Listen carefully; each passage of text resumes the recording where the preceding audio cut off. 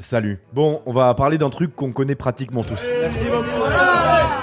Mais ça, c'est de l'eau, hein, ça hydrate, regarde, il n'y a que des glaces. Si j'arrivais pas à résister à l'alcool, c'est parce que j'avais des pulsions de boire. Ces pulsions sont incontrôlables. Je vais avoir 27 ans dans quelques jours, ça doit faire 10-11 ans que j'ai commencé à boire, et autant d'années que je vois des potes à moi, et moi y compris, finir complètement à l'envers plusieurs fois par mois. C'est en retard, c'est en retard. Fort. Attends. Je suis séparé de ma conjointe à cause d'une mesure de séparation.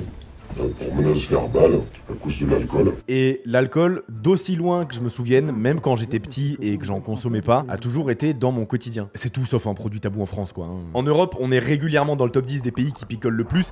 Et alors, quand il s'agit du vin, cocorico, on baise absolument tout le monde, et ça fait depuis un petit moment qu'on est les premiers à sortir le tire-bouchon. Donc j'ai eu la défonce de Kurt Cobain, mais j'ai pas eu le succès. J'ai gardé la défonce quand même. C'est tellement normal de boire, tu sais qu'il y a carrément genre des alcools en fonction de ton âge. Genre si t'achètes de la vodka ice ou de la manzana passé 19 ans, c'est chaud. Par contre, le vin rouge que tu trouvais dégueulasse quand t'étais ado, ça devient le standard des repas quand la trentaine arrive. Et l'été, tout le monde fait péter le rosé, enfin t'as compris. Et puis, l'autre soir, j'allais à une soirée, j'avais simplement la flemme de boire, et in fine, la pression du groupe m'a fait céder. Et puis, à bien y réfléchir, ma pote Marine, que vous connaissez peut-être, elle est youtubeuse, ne boit plus depuis des années. Et j'avoue que ça m'impressionne, alors qu'en vrai, ça devrait pas. Puis, en fait, je crois aussi qu'il y a des personnes qui me sont très proches, que je vois sombrer dans ce qu'il y a de pire avec la bouteille en ce moment. Ça fait longtemps que j'y pense en vrai. Ça fait 11 ans que je bois. Alors, vous savez quoi? Dans cette vidéo, j'ai bien décidé de me tester, de nous tester. Partir de ce que je connais bien, l'apéro entre potes, pour terminer de l'autre côté du spectre, celui où il ne reste plus rien d'autre que la solitude et la honte. Tendre le micro aux principaux concernés, ceux qui n'ont plus rien à perdre et tentent tout pour ne pas se noyer. Avant-hier, je me suis alcoolisé, j'ai pris énormément de médicaments, je pense que je voulais passer l'arme à droite, quoi. Ok, bon déjà il faut que je regarde où j'en suis, et comme ça peut-être que vous pourrez vous situer aussi en fonction. En gros je dirais que je fais genre 2 grosses soirées par mois, j'ai quand même pas mal ralenti en vrai, et j'ai récemment appris que ma situation porte un nom, l'alcoolisme mondain. En gros t'en es pas à trembler quand t'as pas bu évidemment, mais s'il y a une soirée où tu devais te rendre, on t'annonce finalement qu'il y aura rien à boire, tu te dis ouais, moins marrant, et du coup t'hésites. Typiquement c'est les habitués des after-work et une énorme partie des étudiants qui rentrent là-dedans. Ce terme il est assez récent et en vrai il est plutôt pas mal pour casser cette espèce de cliché du pilier de bar fauché du PMU du coin et permettre de sous-entendre que tu peux déjà avoir un petit pied dedans bien avant d'être le cliché qu'on en a tous. Parce qu'en vrai, en France, selon une étude publiée par la Ligue nationale contre le cancer, c'est 31% des oui-oui baguettes, un bon tiers quoi, qui dépassent les seuils recommandés par la santé publique. Il y a le point de vue quantitatif qui est effectivement l'OMS conseille pas plus de 10 verres par semaine et pas tous les jours. Je crois que c'est ça. Hein. C'est un repère pour éviter une consommation à risque, se limiter à ça. Mais la particularité de la maladie de l'alcoolisme, c'est que c'est pas juste une histoire de quantité. Moi, j'ai des patients qui me disent je suis pas alcoolique, je bois pas tous les jours, ou je suis pas alcoolique, je peux arrêter de boire 2 mois, machin. C'est vrai, c'est moins pire, j'ai envie de vous dire, au niveau des conséquences sur la santé, etc. Mais pour autant, s'ils boivent qu'une fois par semaine, mais qui se défoncent la tête et qui sont pas capables de faire autrement, il y a déjà un problème. Je m'appelle Marion Acquier, je suis psychologue clinicienne et présidente de l'association Alcooliques Anonymes France. Oh là là, il y en a qui vont suer en matant la vidéo, je suis mort. Ah non, mais une grosse soirée par semaine, tu peux déjà être dans le dur. Hein. Buvez de l'eau en la regardant, ça vous fera sentir moins coupable. D'ailleurs, j'ai vu qu'en commentaire, il y en a de plus en plus qui râlent parce que je bois de l'eau en vidéo. Mais je suis désolé, comment ne pas vous montrer ma gourde en même temps tellement elle est stylée? Et ça tombe bien parce que c'est celle de la marque partenaire de cette vidéo, Air Up. Air Up, si vous ne connaissez pas, ce sont des gourdes et des pods qui vous permettent de boire de l'eau en y ajoutant du goût sans rien rajouter dans le liquide. Les pods, ce sont ces petits cercles-là odorants qui se mettent autour du goulot, qui peuvent s'activer ou se désactiver en fonction de votre envie et qui trompent votre cerveau grâce à leur odeur. Il y en a vraiment dans plein de goûts différents, c'est assez ouf. Pêche, cola, citron framboise, coco, melon miel, genre, enfin je vous laisserai aller checker le site internet. Et en vrai, pour que vous captiez l'intensité, que vous sachiez à peu près à quoi vous attendre, c'est aussi fort en termes de goût qu'un vrai thé glacé, pas genre ceux où vous rajoutez 3 tonnes de sucre. D'ailleurs, j'ai même pas besoin de vous parler des valeurs nutritionnelles de Air Up, puisque bah vous buvez de l'eau quoi, vous y ajoutez vraiment rien. Pour le coup, certains jours où j'ai un peu envie de varier, c'est franchement pas mal sur le bureau pendant que je taffe toute la journée. Et puis je sais pas, je trouvais ça cool que ce soit une marque comme Air Up qui réinvente un peu notre façon de boire, qui m'accompagne sur un sujet aussi important. Alors bien entendu, merci à eux, et puis si ça vous intéresse, je vous mets le lien en description. Le critère principal par rapport à l'alcoolisme, c'est la perte de contrôle. C'est consommation compulsive perte de contrôle et continuer malgré les conséquences négatives. Et si on est privé d'alcool, on a un sentiment de frustration intense qui rend irritable, voilà, c'est ça les vrais repères. C'est pas des repères quantitatifs. Si vous allez à une soirée en déjà réfléchissant, est-ce que je vais boire, est-ce que je vais pas boire, déjà il y a un souci en fait. Pourquoi se poser la question? C'est que déjà ça vous préoccupe. J'ai pas vu le coup venir. Ça s'est installé tout à fait silencieusement. Et ce qui aurait pu me mettre la puce à l'oreille, c'est lorsque j'ai commencé à plus aller dans certains endroits parce que je savais qu'il n'allait pas avoir d'alcool ou pas suffisamment. Alors, je m'appelle Laurence Côté, j'ai 61 ans, j'ai eu un gros problème avec l'alcool. Laurence Côté, elle est connue depuis quelques années dans les médias où elle raconte régulièrement son histoire, qui, vous allez le voir, est assez sportive parce qu'elle est à l'origine de l'adaptation du concept de Dry January en France avec le janvier sobre. Je pense que beaucoup d'entre vous voient déjà ce que c'est le fait de se tester après les fêtes de fin d'année en se mettant des limites de consommation pour voir si on est capable de les tenir. D'ailleurs, petite parenthèse, mais c'est pas forcément ne rien boire, c'est plutôt vous qui vous mettez votre propre challenge en fait. Et Laurence, vous allez le voir, elle sait de quoi elle parle parce que plusieurs fois dans sa vie, avec une carrière remarquable, elle aurait pu sentir que quelque chose était en train de déraper et pourtant elle y allait quand même. Au départ, moi, j'aimais pas du tout l'alcool, sauf que j'étais mal dans ma peau, c'est l'adolescente, mal dégrossie, mal dans sa peau, etc. Et je me suis vite retrouvée dans des groupes d'amis plus âgés que moi. Et là, je suis du nord de la France. On disait déjà, la tchotte, elle est rigolote quand elle a un verre dans le nez. Très souvent aussi, j'entends, c'est pas le goût que j'aime, c'est l'effet. Ça me permet de ne plus penser, ça me permet de ne plus être moi-même, ça me permet d'être plus à l'aise ou d'être d'être mon super moi, quoi. Et donc, alors que j'étais pas du tout attirée par le goût de l'alcool, eh bien, je me suis rendu compte que cet alcool avait pour effet de me rendre moins timide. Et c'est comme ça qu'en fait, l'engrenage s'est fait pour moi. On avance, mais je suis en train de calculer qu'on n'a même pas revu les bases. C'est quoi la tease? Ok, monsieur Puech, casquette, SVT, c'est parti. En fait, tout ce qu'on appelle alcool, ce sont des liquides qui contiennent de l'éthanol, lui-même issu de la fermentation. Alors c'est un procédé très naturel qui se déclenche chez les légumes, chez les fruits et même certains types de plantes grâce à leur amidon et le sucre qu'elles contiennent.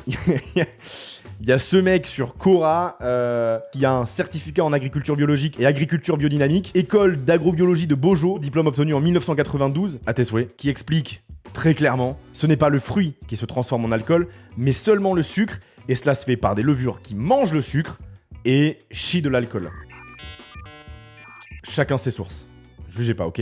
Donc en gros, la vodka, c'est à base de pommes de terre, le rhum brun de sucre de canne, la tequila d'agave, le gin c'est un alcool neutre auquel on a rajouté des plantes pour aromatiser, la bière, du houblon, le vin, du raisin, bref t'as compris, à chaque fois en gros c'est des levures qui se font embanquer. Et donc, une fois que ces molécules d'éthanol elles débarquent dans ton corps, elles arrivent dans l'estomac, et de là c'est l'autoroute, voire l'autobahn si t'avais pas bouffé avant, vers ton cerveau. D'ailleurs petite info, mais le fait d'être moins bourré parce que t'as mangé avant n'a absolument rien à voir avec le fait d'éponger quoi que ce soit, c'est juste que ton sphincter pylorique, c'est le petit nom de la porte entre ton intestin et ton estomac, est grande ouverte quand t'as pas graille et du coup l'alcool la passe beaucoup plus rapidement pour arriver dans ton sang. Et une fois arrivé au cerveau, concrètement les molécules d'éthanol elles vont venir maintenir les portes de la dopamine, de la sérotonine et plein d'autres neurotransmetteurs grandes ouvertes. Du coup les effets vous les connaissez, la désinhibition, la relaxation et puis plus tard ça touche l'équilibre, l'attention, le jugement, la concentration et c'est comme ça qu'on termine avec des vidéos Drunk People Do Things.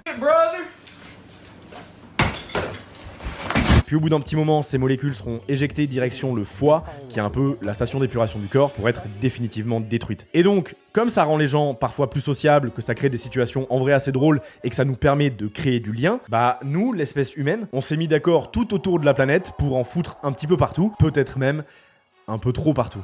J'étais donc régulièrement dans l'excès, mais ça m'a pas empêché de faire des chouettes études. À 25 ans, j'ai commencé à travailler, notamment dans le BTP, donc dans un secteur professionnel où l'alcool est vraiment présent, il est culturel. Il y avait peu de femmes, et là, de nouveau, systématiquement, quand on terminait une réunion, on me proposait toujours un très bon alcool. Là, on est sur des alcools de qualité. Et là, de nouveau, je me sentais pas capable de refuser le verre d'alcool, sauf à me faire exclure du groupe. En fait. Donc j'accepte. Il y a toujours l'excuse entre guillemets professionnelle, surtout pour ceux qui ont des repas d'affaires. C'est pas un verre, c'est dans le BTP, c'est plusieurs verres. Après c'est le dîner, bien arrosé, Et après, moi, je retourne à l'hôtel parce que c'était dans le cadre de déplacements professionnels. Et dans mon hôtel dans lequel moi je m'embêtais, eh bien, qu'est-ce que je fais? J'ouvre mon mini-bar et là, de nouveau, je continue à picoler. C'était de la vodka orange, etc. Donc j'ai à peine la trentaine. Je sais qu'il y en a plein, bon, Laurence elle a la soixantaine et ça sera pas ultra facile pour vous de vous identifier, mais cette consommation excessive dont elle parle, elle touche encore très sévèrement notre génération. Que celui qui n'a jamais pris un mètre de shooter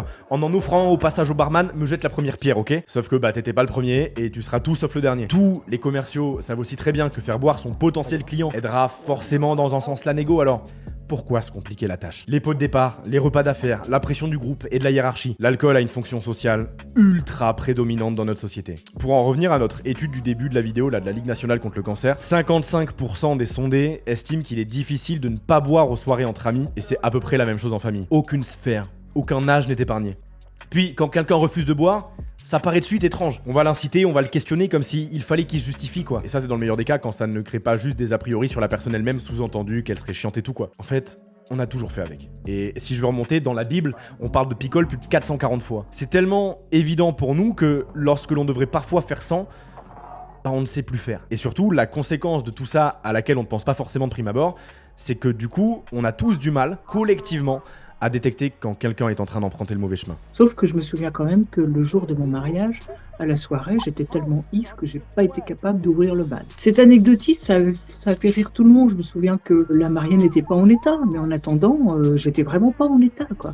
Ça aurait dû m'alerter. En tout cas, nous alerter, parce que c'est pas pour autant que mon mari m'a dit écoute Laurence, tu bois un petit peu trop. Non, pas du tout.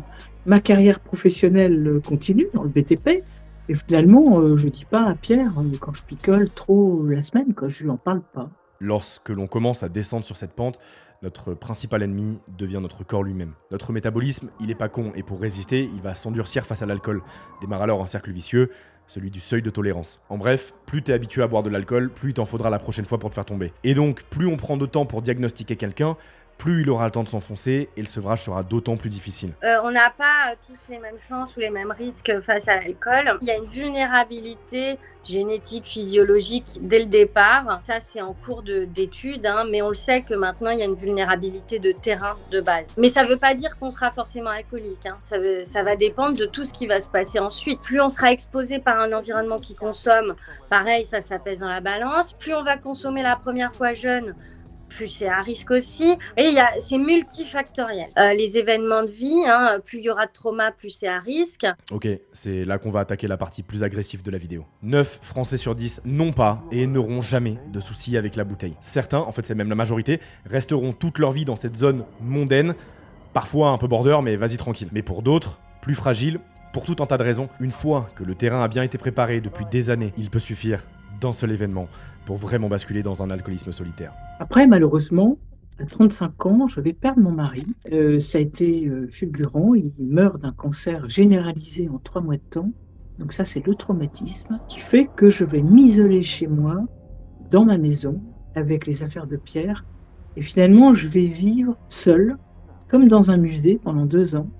Et Pierre m'avait laissé 300 belles bouteilles. Il aimait les bons vins. Et c'est en une année que je vais vraiment basculer dans la maladie, c'est-à-dire dans ce que j'appelle la zone rouge. Vous quittez cette zone grise de l'alcoolisme mondain, excessif, mais de temps à autre, et vous basculez dans la zone rouge, c'est-à-dire dans la maladie. À 36 ans, je suis alcoolique. Pour que vous compreniez bien, là on va arriver dans la partie où l'on quitte l'addiction sociale très banale quelque part. On va décrocher de la situation de la majorité d'entre vous, et un petit peu la mienne aussi quelque part, pour arriver dans les 10% les plus rudes. On va entrer dans l'alcoolisme pur, ce qui arrive quand on devient malade, littéralement. Quand on est addict, on est obsédé par le produit. Il n'y a que ça qui compte. Le cerveau de quelqu'un de dépendant n'est pas le même que le cerveau de quelqu'un qui n'est pas dépendant. Tout le circuit du contrôle, de la réflexion au niveau frontal est chanté par les zones de la motivation, de la récompense, etc.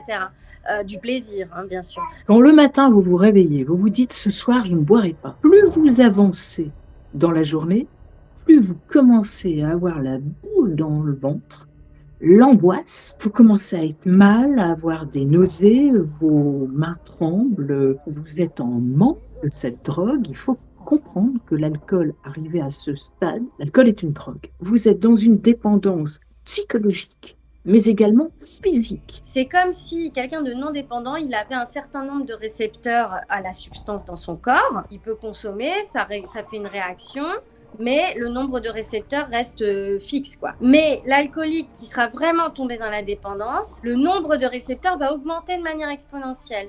Et une fois que ces récepteurs sont là, ils s'en vont jamais. Ils peuvent s'endormir, mais ils disparaîtront pas. Non, je me nourrissais d'alcool, je faisais de l'alcoolorexie d'ailleurs. Si vous n'avez pas un minimum d'alcool dans le sang, vous risquez de mourir.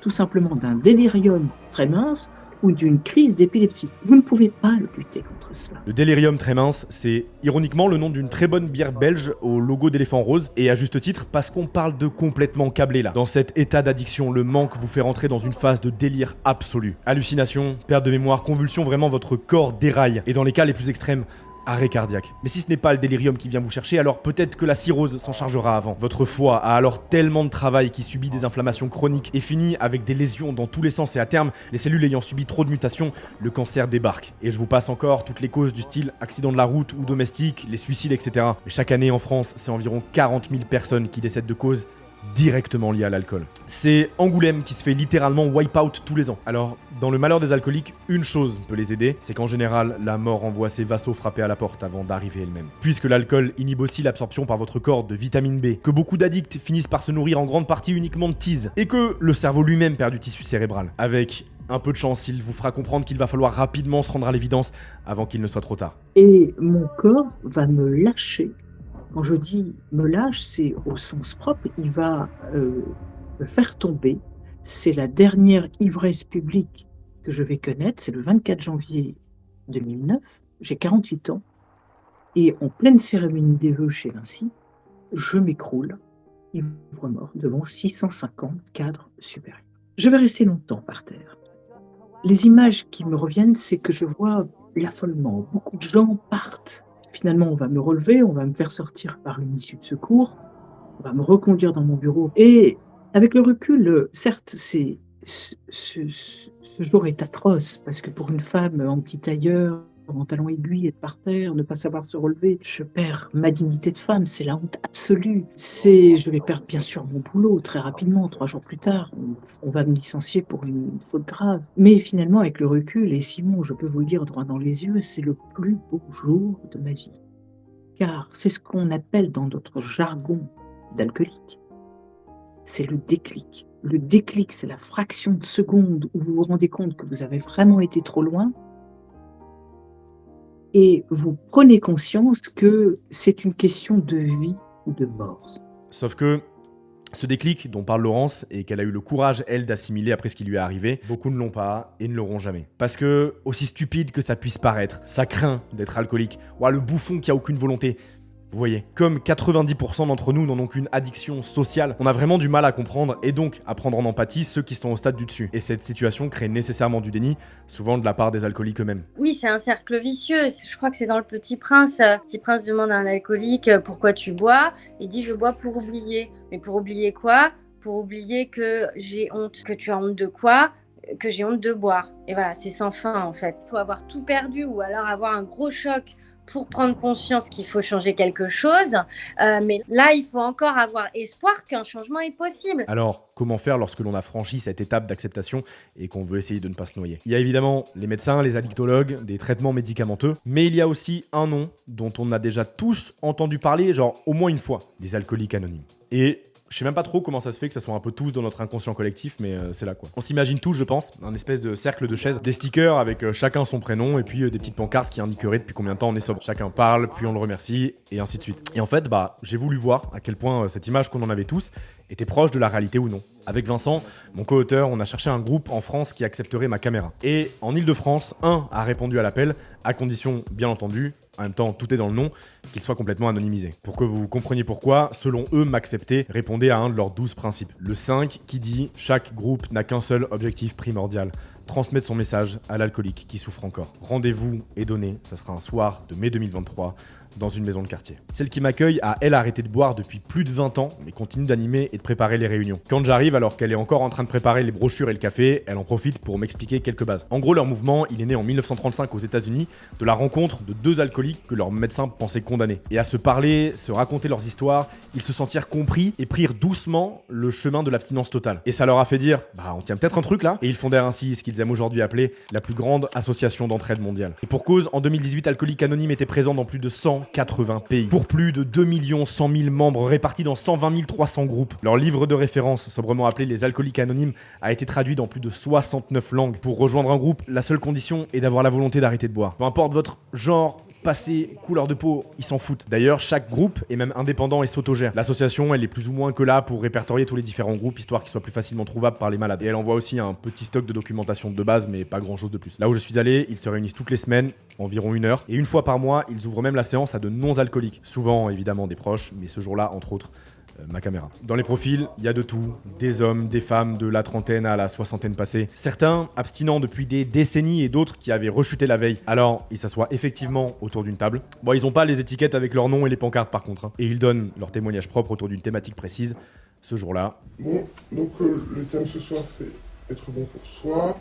Et là, chacun va parler, raconter son ressenti autour de la thématique hebdomadaire. On m'a toujours mis la pression pour être le meilleur. Enfin, j'ai un père qui m'a toujours saqué. Ensuite, j'ai été dans la compétition aussi au niveau de l'alcool. Là, j'étais plutôt pas mal sur ça. Et c'est vrai que je me sentais toujours nul parce que j'avais l'impression de ne pas atteindre les objectifs qu'il m'avait donnés. Chacun s'annonce, son prénom, mentionne son alcoolisme. Bonsoir les amis, je suis alcoolique. Et à la fin de son témoignage, on le remercie tous et le prochain à vouloir s'exprimer peut le faire. Alors le ou la modératrice lui donne la parole et on enchaîne comme ça pendant une bonne heure. Et j'avoue que l'ambiance assez retrouvailles de bons copains du début change quand même assez rapidement. Si j'aurais pu tuer plusieurs fois en ayant pris ma moto avec 3 grammes. Cet alcool, j'étais heureux. Je picolais, j'étais malheureux, je picolais, et je m'ennuyais, je picolais. Je me découvre sans alcool.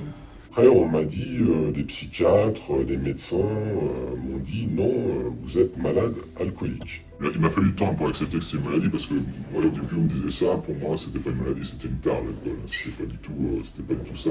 Ce terme, maladie, c'est vraiment la clé. Parce que quelque part, il permet de faire partir une partie de cette culpabilité qu'ils transportent tous avec eux. Chez moi, ça a été le deuxième déclic. C'est le médecin qui va me recevoir 3 jours plus tard. Je lui raconte la scène. Il me dit, mais madame, vous êtes tout simplement malade. Votre cas n'est pas désespéré. Je peux vous aider. Et ça a été vraiment le déclic. Je me suis plus sentie jugée sur le plan de la morale, c'est-à-dire la pauvre alcoolique pochetronne, femme facile et tout ce que vous voudrez. La honte s'est estompée, je ne suis plus sur le plan de la morale, je suis positionnée sur le plan médical. On va me prendre en soin comme une malade et on va m'aider à m'en sortir. Et le fait de comprendre que c'est une maladie, d'où l'importance des témoignages des anciens malades alcooliques qui sont passés par là. Je vous jure, j'ai l'habitude de parler à beaucoup de monde. C'est pas quelque chose qui m'effraie ou me surprend, mais là, j'ai vraiment été impressionné. Parce que certains témoignages sont extrêmement difficiles. Et pourtant, ils ont le courage de les partager, et ce, malgré ma caméra. En ce moment, c'est compliqué pour moi. J'ai du mal avec l'abstinence. J'ai tendance à consommer de l'alcool régulièrement. Ça va pas trop. Et je voulais être bon. Et en fait, avec l'alcool, à cause de l'alcool, le problème c'est que j'étais lourd, j'étais con, voilà, je me prenais pour Dieu. J'ai toujours été très dur avec moi-même, même beaucoup trop au final. Et aujourd'hui je suis dur avec mes enfants, donc je me soigne et c'est un sujet qui a été compliqué avec madame au début et maintenant il y a plein de sujets sur lesquels j'ai plus voix au chapitre. Parce que, voilà, c'est plus simple. Les choses les plus honteuses que pourrait ressentir le nouveau membre, il l'entendra peut-être dans la bouche d'un autre et des fois c'est ça qui leur permet d'en parler. Ça a un effet de délivrance et d'acceptation de soi-même, de pardon aussi de soi-même, parce que ça c'est très fort, hein, c'est très important. Aller en réunion, se sentir appartenir à un groupe, apprendre à parler en réunion, tout ça c'est un énorme travail sur la confiance en soi et il y a un effet de renforcement très positif de la part des autres membres. Et ensuite, pour comment gérer les situations à risque de rechute, ça pareil, c'est des situations qu'ils peuvent partager, qu'ils s'expliquent, qu'ils suivent les tuyaux, etc. Qu'est-ce que je vais dire? Ils viennent parce que le serveur il vient en me proposant un apéritif, c'est délicat de refuser. Ou alors est-ce que vous boirez du vin avec votre plat, machin. Moi j'ai entendu des membres A qui assumaient pleinement au serveur qui leur disent oh non, pas de vin pour moi, je suis tombée dedans quand j'étais petit, je suis comme Obélix. C'est ça qu'il faut comprendre. Lutter contre l'alcoolisme, c'est aller à contre-courant de tous les messages que vous envoie en permanence la société moderne et ses mécanismes de sociabilisation. Alors oui, on a la loi E20 depuis 91 en France qui doit limiter la publicité de l'alcool, mais dans les faits, elle est juste continuellement contournée. Et on se retrouve même avec des figures de l'État qui disaient encore très récemment des dingueries du style « Je crois pas que le vin soit un alcool comme les autres, mais je n'ai jamais vu un jeune qui sort de boîte de nuit et qui est saoul parce qu'il a bu du Côte-du-Rhône, du Crozes-Hermitage. » C'est même un outil diplomatique de l'État français sans déconner qui arrose les invités internationaux quand ils viennent à l'Élysée. Enfin, la France a un rapport vraiment particulier à la tease. Et c'est comme ça qu'on termine avec un Français sur 5 qui pense que l'alcool est bon pour la santé et qu'en offrir est la base du savoir-vivre. C'est, je pense, très sincèrement parmi les addictions les plus hardcore à arrêter parce que le produit est ultra normalisé. Comme toute chose, boire ou ne pas boire, c'est une liberté. Oui, normalement, n'importe quelle personne doit pouvoir dire « Je vais voir mes potes, je ne boirai pas ce soir, et ce ne sera pas un problème pour moi. » C'est-à-dire pas un problème parce que moi, mon corps et mon esprit, mon cerveau ne réclament pas ma bière, mais pas un problème parce que mes amis respecteront ma décision. Mais par contre, quand vraiment il y a une journée où je suis à fond dans un truc et puis je me prends pas le temps de respirer ni quoi que ce soit, je respire et puis parfois je vais me regarder dans la glace puis je me dis t'es une fille bien. Voilà, je me fais cet exercice-là. Voilà, donc je suis vraiment très confiant et puis c'est grâce à vous tous et tous mes amis qui sont toujours avec moi. Et puis les priorités aussi, c'est de venir aux réunions. Ça, c'est primordial. C'est vital pour moi. Merci. Merci. Et vous savez ce qui est fou? C'est qu'aucun, quand on a terminé la réunion, n'est venu diaboliser la boisson. Laurence m'a même confié que tous ses meilleurs amis boivent autour d'elle et que ça ne lui pose aucun souci. L'alcool n'est pas démoniaque en soi, c'est évidemment l'usage que vous en ferez qui sera pervers ou non. À titre personnel, je m'amuse quand je bois avec des potes que je connais depuis des années et cette expérience ne me fera pas complètement arrêter. Mais elle m'aura au moins permis de remettre en perspective ma prochaine pinte, de la regarder d'un œil moins innocent, moins banal. L'alcool est un ami occasionnel, à trouver dans les bons moments mais mériterait selon moi de perdre une partie de son importance, qu'on le fasse un petit peu redescendre de son piédestal.